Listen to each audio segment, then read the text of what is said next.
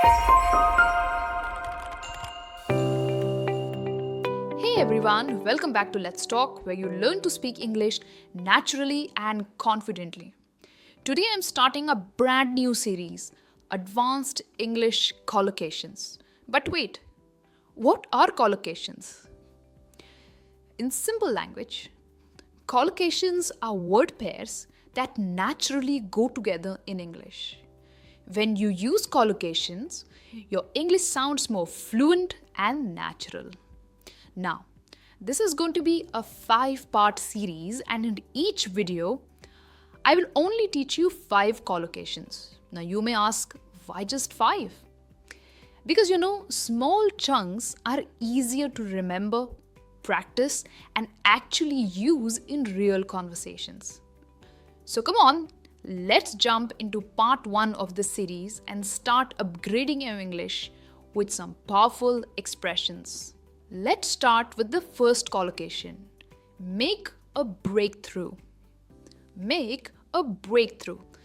Now, this means to make a big discovery or achieve something important, especially after a long time of trying.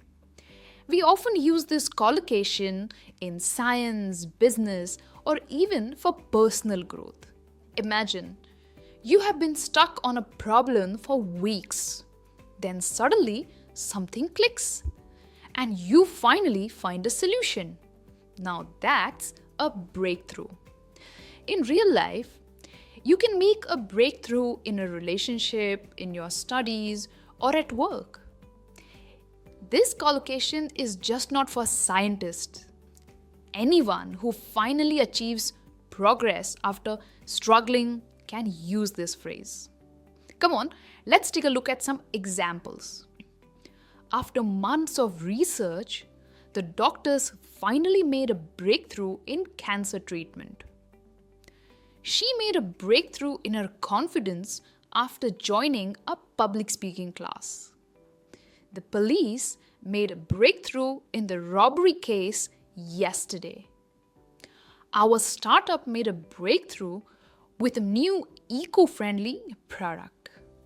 Well, now it's your turn. Use make a breakthrough in your own sentence and drop it in the comments below. It will help you remember this expression better, and you can confidently use it in your next conversation. Alright, moving on to the next collocation. To strike a balance. Now, this means to find a fair middle point between two different things like work and personal life, or freedom and responsibility. It's like saying, don't do too much of one thing and don't ignore the other thing. Now, instead, find a smart way to manage both. So, when you strike a balance, you create a balance between two things that matter the most. Think about your own life. If you're working all day and ignoring your health, it's a problem. If you relax all day and ignore your work, it's also a problem. So what do?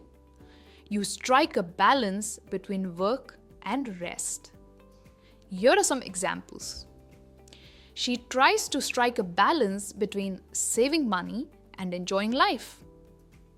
As a parent, you have to strike a balance between being strict and being kind. The company is trying to strike a balance between profit and sustainability.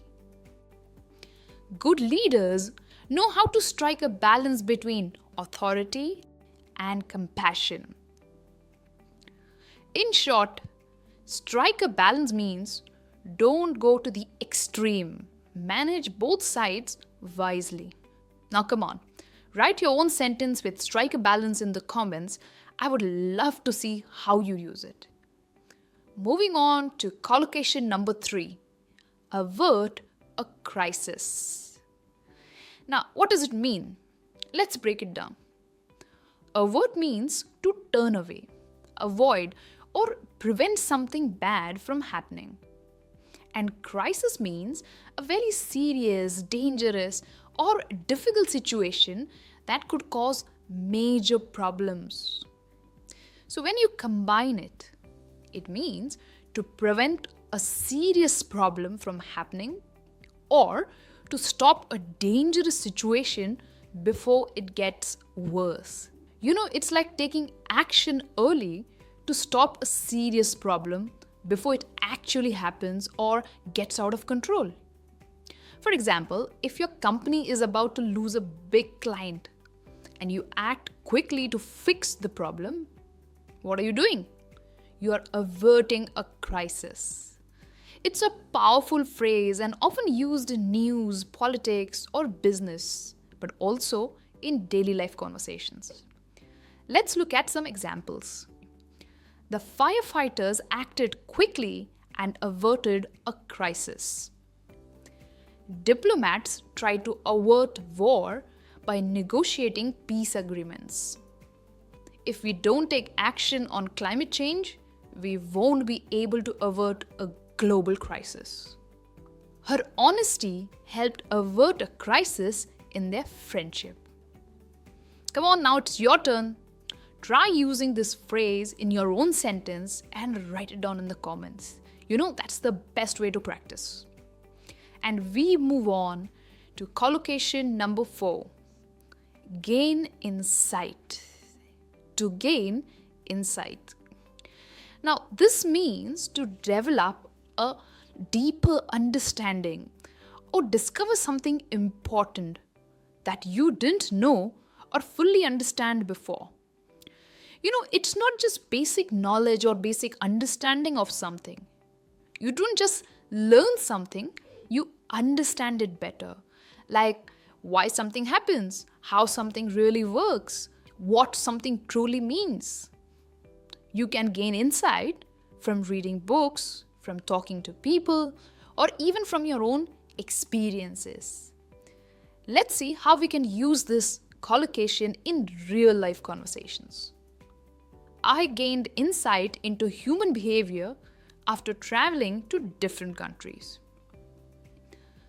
The workshop helped me gain insight into how the company operates. After listening carefully, she gained insight into her friends' struggles. Watching business podcasts helped me gain insight into successful people's minds. Do you watch business podcasts? Well, I often do. And if you watch business podcasts, let me know which is your favorite business podcast. And finally, let's look at foster innovation. That's our collocation number 5. Now, to foster means to encourage or support something to grow, right? So, foster innovation means to create an environment where new ideas can develop. Think of how you raise a plant. You don't just leave it alone. You water it, you give it sunlight, protect it from harm, and create the right environment for it to grow. Foster means doing the same thing for ideas and creativity. And innovation means creating something new that solves problems. So, foster innovation means creating conditions and providing support that help new ideas grow and turn into reality. This collocation is very common in business and education.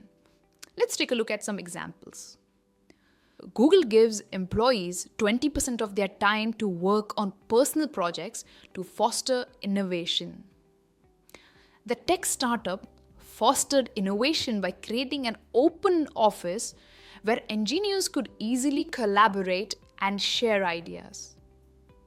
To foster innovation in her classroom, the teacher stopped giving students the answers. The company's efforts to foster innovation paid off when an entry-level employee invented a process that saved them millions of dollars. So guys, that's it for today.